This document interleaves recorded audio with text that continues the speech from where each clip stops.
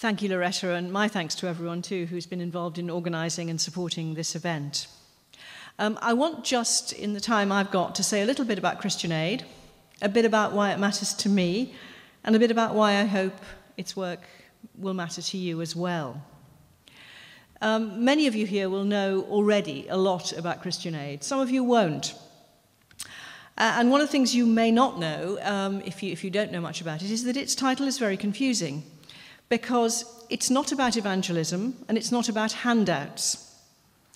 It's an organisation that for over 60 years has worked with, through and for people of all faiths and none. It's not a missionary organisation, but it has a mission, that poverty undermines the human dignity that is at the root of Christian and many other beliefs. It's not an aid organisation, so you won't see pictures of starving children when Christian Aid asks for support. What you will see are examples of partnership work, which are designed to get to the roots of why people are and remain poor, and to plant this within existing structures and organisations. It's grown to an organisation that raises about £90 million a year, often in small donations, from people who do this because they care about other people that they will never see. You may have been a recipient of the little red envelopes that go around in Christian Aid Week. And at the same time as Christian Aid has grown, understanding about poverty has changed. Poverty is much more now about inequality and injustice. 3 out of 4 of the world's poor live in middle-income countries, where there are huge disparities in income that are based upon inequality and power relationships. And so what Christian Aid is saying is a message about justice, inequality and power, not about charity or the deserving or undeserving poor. And it matters because, as Christian Aid's new strategy says, unequal growth and inequality affects all of us. It destabilizes local, national and global relationships. It exhausts natural resources and limits the access of vulnerable and marginalized people to basic necessities. And the interconnectedness of our world means that we can no longer be shielded from the suffering inflicted elsewhere through war, natural disasters, or economic migration. It diminishes our collective human potential. And that's why Christian Aid speaks quite strongly to me, because, as Loretta said, a lot of my work has been with people who are marginalized and often forgotten about, refugees and asylum seekers, prisoners. And one of the things I've learned about that work is not just about the needs, wants and rights of those people, but about what they teach us about ourselves. When I was inspecting prisons, I was often very aware of what prisons teach us, that prisons are actually mirrors of what is going wrong in the rest of society. And if I focus for a minute or two on women in prison, where you see that half of them are victims of abuse, that there are high levels of mental illness, sometimes it's considered to be about 90%, that there are drug and alcohol abuse and people who self-medicate, sometimes because of the other kinds of abuse they've experienced. And although they're only 5% of the prison population, they account for half the incidents of self-harm. And in Holloway Prison, not very many miles away from here, sometimes the staff would be dealing with 10 serious incidents of self-harm a day. And one of the things that I have looked at prisons in other countries too, in Sudan, Jamaica, and elsewhere, and often what is reflected there is the function of the place of people and women in society. In Sudan, you found refugee women who were imprisoned for beer making on the streets.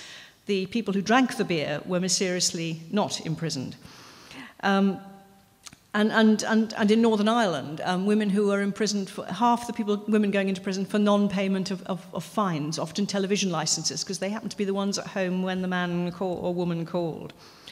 So in prisons too, it was important that we were not just saying, oh, poor things. We must be kind to them, but that we must challenge the people and the systems that keep them there. People themselves to change and the systems that keep them there. And that's very true, and that's why I think Christian Aid matters to all of us, because it's the same for people living in poverty. They mirror what is happening in their societies and in the world at large. So it's not about institutionalizing victimhood. It is about giving people power over themselves and their lives. And I'm thinking, for example, of the work with the Dalit community in India, where people were sometimes so ashamed about what they did, which was collecting and cleaning sewage, that they were ashamed even to tell their children what they did. About work that I saw in Haiti and also in Jamaica, where it was about teaching about, it was work on masculinity, because it's no good just giving people condoms, for example, or trying to do work with women if you don't also do work with men. Yes, Christian Aid needs to deal with current and immediate issues, earthquake, famine, and war. But we also need, and what Christian Aid does superbly, is to get underneath those to the issues of justice and equality that can cause them or mean that they impact differently and increase gaps and inequalities.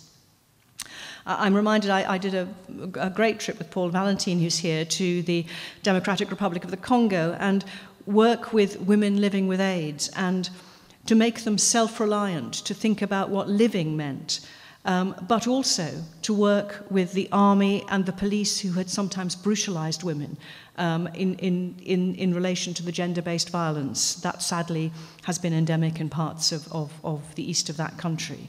So you're looking at the roots of work. And as in prisons, working with women can be a double hit or a double whammy, because these things are intergenerational. And working with women can either benefit the next generation. Not working with women disbenefits.